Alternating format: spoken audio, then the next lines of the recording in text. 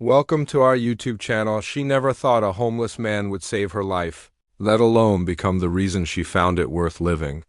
On a bitterly cold December night in Seattle, where Christmas lights blinked with artificial cheer and people rushed past one another with heads down and hearts numb, 29-year-old Lauren Whitaker, sharp, ambitious, and emotionally burnt out from a decade of corporate grind, exited her ad agency-esque downtown building after yet another 30-hour day, exhausted, wired, and silently wondering if the promotion she was chasing would actually fill the void she'd been avoiding for years. She took the usual shortcut through a side street she always walked, earbuds in, playlist on shuffle, high heels clicking against wet pavement, when something felt off. That primal instinct, the goosebumps on the back of her neck, the sound of echoing footsteps not her own. She paused, turned slightly, but before she could react a shadow surged forward, and a hand grabbed her wrist, violently yanking her into a narrow alley, her scream muffled by a gloved hand, and her purse ripped away, heart-pounding breath, stolen terror. Exploding in her chest, she thought it might be the end, until suddenly, out of the darkness, came a blur of force and rage. A man, filthy, tall, ragged, slammed into her attacker with the fury of someone who'd seen too much pain to let more happen. Fists flying, growls echoing, blood-staining brick walls as her assailant stumbled and fled.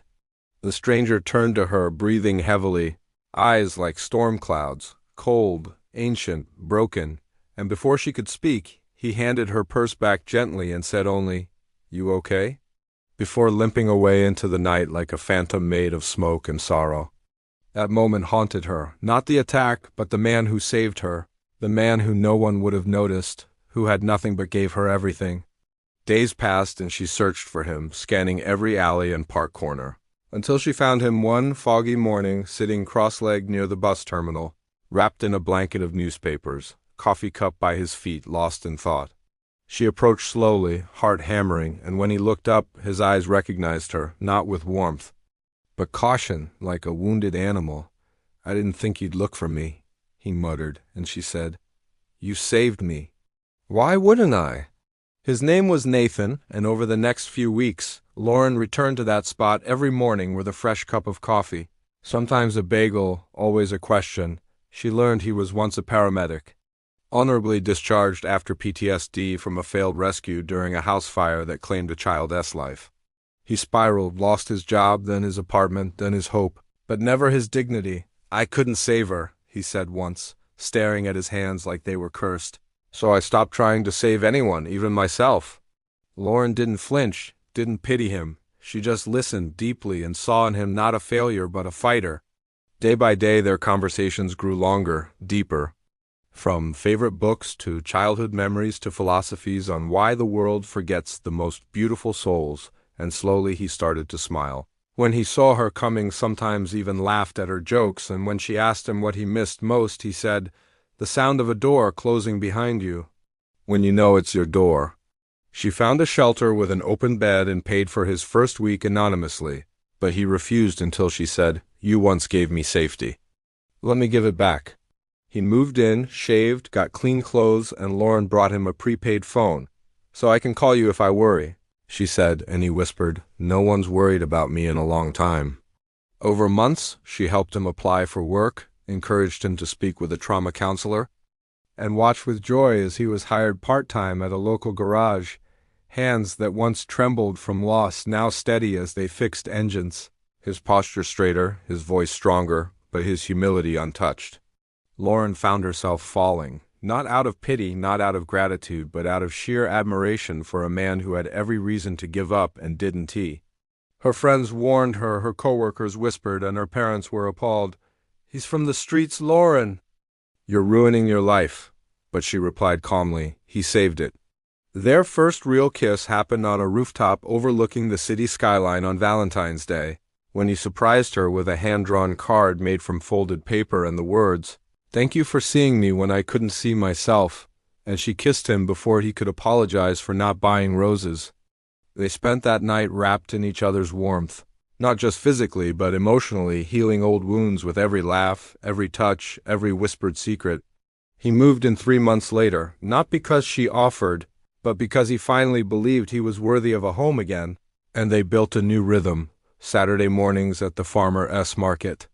Sunday afternoons painting in the park, quiet weeknights cooking cheap dinners, and dancing barefoot in the kitchen while jazz played on the radio.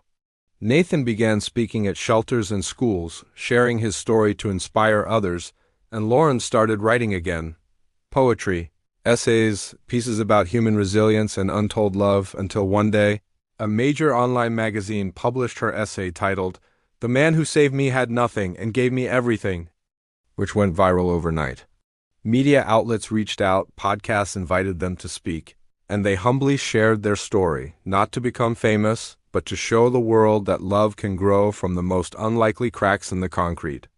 2 years after that night in the alley, Nathan proposed on the bench where she first found him. He was trembling, a small box in hand with a ring he bought after saving for months from his job, and he said, "I want to be the man who stands beside you for the rest of this life, the one who protects your heart the way you protected mine." And she didn't just say yes, she cried in his arms like she hadn't cried since she was a child. They married in a small ceremony at Discovery Park, surrounded by trees and seagulls and the few friends who believed in them from the start. He wore a gray suit she had tailored, and she wore a simple white dress and a sunflower in her hair. No glamour, no crowd, just truth. And when they said their vows, everyone watching knew they weren't promising perfection, but partnership through scars and sunlight alike. Today, they travel the country together, speaking at shelters, podcasts, and universities, reminding people that love is not found in dating apps or perfect timing. It's found in presence, in humanity, in choosing someone again and again, even when the world says you shouldn't. They now run a nonprofit called Streetlight Souls, providing mobile showers, meals, and mentorship to homeless individuals with PTSD, and every night, before bed, Nathan still whispers, "I love you, Whit," using her last name like a nickname, and she replies, "I loved you before I even knew how." And sometimes when they pass that same alley on their walks, they pause, hold hands, and remember, the night fear tried to take her, but love showed up, not in shining armor, but in old boots and tired eyes, and how that moment didn't just save her life, it built a new. Subscribe, comment, share for more videos. Story Nest AI.